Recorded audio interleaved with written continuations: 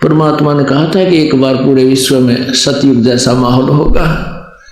अब आप देख रहे हो, ये दास भी देख रहा है।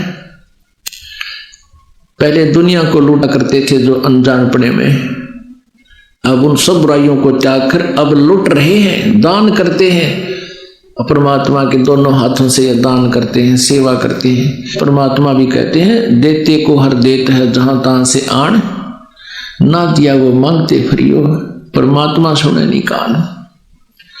चिड़ी चोंच भर ले गई नदी न घटो नीर, दान दिए धन घटे नहीं, नो कह रे साए कबीर। तो पुण्यात्मा, धर्म तो दसके नहीं, दसके तीनों लोग। खैराए तुम्हें खैर है कीजिए आत्म भोग। आप दान करोगे, परमात्मा 1000 गुना करके आपको लौटाएगा। ये विधान है मालिक का। जैसे दान करने का क्या फल है, जैसे किसान बीज बीजता है और 1 एकड़ में वो 40 किलो गेहूं बीजता है, बोता है, खूब सिंचाई करता है, रखवाली करता है, तो 1 एकड़ में 50 मन, वो तो 1 मन गेहूं डाले 50 मन गेहूं वापस कर देता खेत किसान को, 60 मन। तो पुण्यात्माओं, ये वो अक्षेत्र है, उपजाऊ जमीन है, ये डहर आपको मिल गया। अब इसमें जितना बीज बोओगे 1000 गुना करके आपको वापस देगा। अब जैसे अनजान व्यक्ति तो आपको यहाँ आने में भी ये सोचते हैं कि तुम तीसरे दिन भाग जाते हो, 10वें दिन जाते हो बरवाला में, तुम जो है निर्धन हो जाओगे, कितना खर्च होता है, किराया लगता है, और कार्य भी छोड़कर जाते हो। पुण्यात्मा, वो बालक हैं, उनको पता नहीं।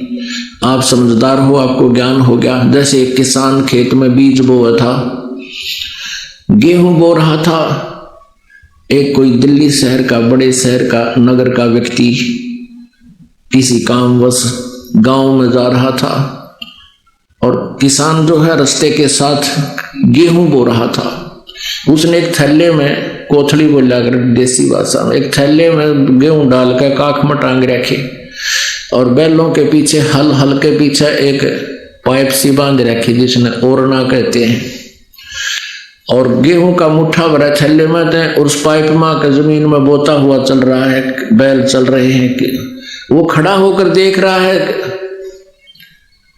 वो शहरी बाबू खड़ा खड़ा देख रहा है कि यू आदमी मेंटल है क्या, खाने की वस्तु को जमीन में डाल रहा है। तो उसने आली से पूछा, भी बैलों वाले कृपा रुकिए। आली ने सोचा कोई रास्ता पूछता होगा, शहरी आदमी दिखा है। हाँ जी बोलो। आली बोला, किसान बोला। वो शहरी बाबू बोला, भाई तेरा दिमाग खराब हो रहा है क्या?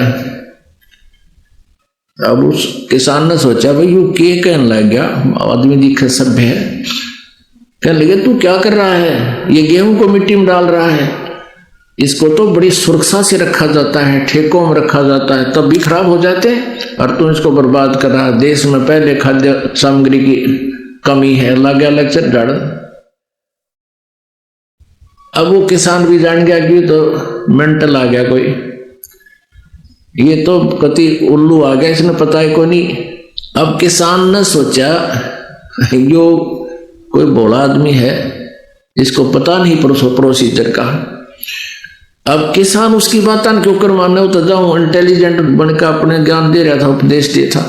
किसान ने कहा कि बाबूजी बात सुनो, मैं ये गेहूं बर्बाद नहीं कर रहा, आज जो गेहूं मैं मिट्टी में डाल रहा हूं ये मुझे आबाद करेंगे। उसके बात गले उतरा क्यों कर, क्यों? उसने देखा नहीं ये प्रोसीजर। कहने लगा नहीं, मैं नहीं मानता। तो किसान ने कहा कि आप 3-4 महीना के बाद आइयो, या बैसाख के महीने में, और फिर देखना या क्या होगा।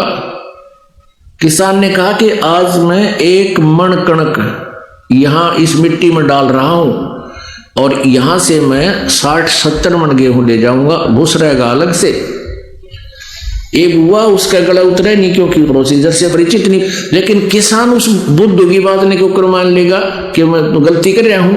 तो पुण्यात्माओं, आप जी को इतना ज्ञान हो गया है, आप इस प्रोसीजर से परिचित हो गए हो, परमात्मा के इस लाभ लेने की विधि से आप परिचित हो गए हो। अब आपको कोई न्यों कहे कि तू क्यों नाश करे है, पैसे बर्बाद करता है, भाड़े में पैसे रोज कहां से आएंगे। तो ये जितने भी आपके किराए के पैसे हैं, यहां दान करते हो, जो भी आप क्रिया कर रहे हो, सेवा करते हो, ये आपके पुण्य है। आपका तो वहां सारा धर्म में लग रहा, क्योंकि आप परमात्मा के लिए चले हो, तो ये सारा का सारा आपके पुण्य अकाउंट में होगा। तो इस प्रकार आप अनजान व्यक्तियों की बातों में नहीं आ सकते, इसलिए आपको ज्ञान दिया जाता है, यहां बुलाया जाता है।